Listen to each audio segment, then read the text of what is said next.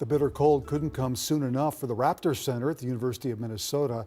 11 young bald eagles have been in their care for months, and they should have been released weeks ago to learn how to hunt and survive from wild eagles. But as Jennifer Hoff found out, our warmer than average winter is pushing those plans back. Jennifer? Right, Julie, because scientists have to reintroduce young eagles to large groups of fellow eagles, sometimes more than 100 at a time, that gather at the select few areas of the Mississippi that stay open throughout winter.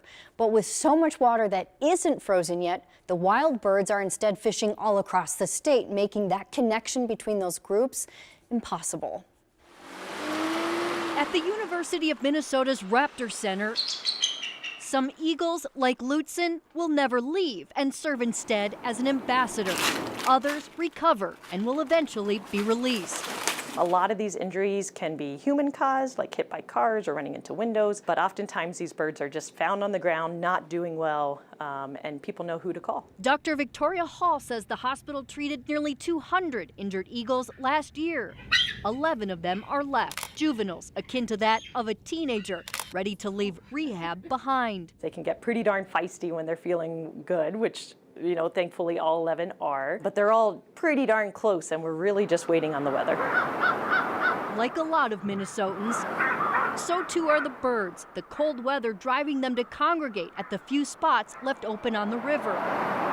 Except the warmer temps means more open water and more places to fish all across the state, leading to a less than ideal shot the young birds will be released anytime soon. We like to release these youngsters into groups of at least 50 eagles. They can further refine and hone their ability to hunt or to scavenge by watching other eagles. So the adult wild eagles are having lots of places to pick from to hunt. It's just this specific group of these juveniles that this weather is causing some changes for.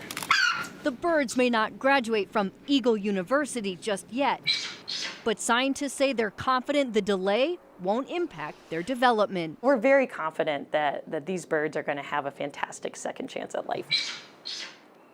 So good news there. Dr. Hall says despite the birds being so young, they would have already left the nest.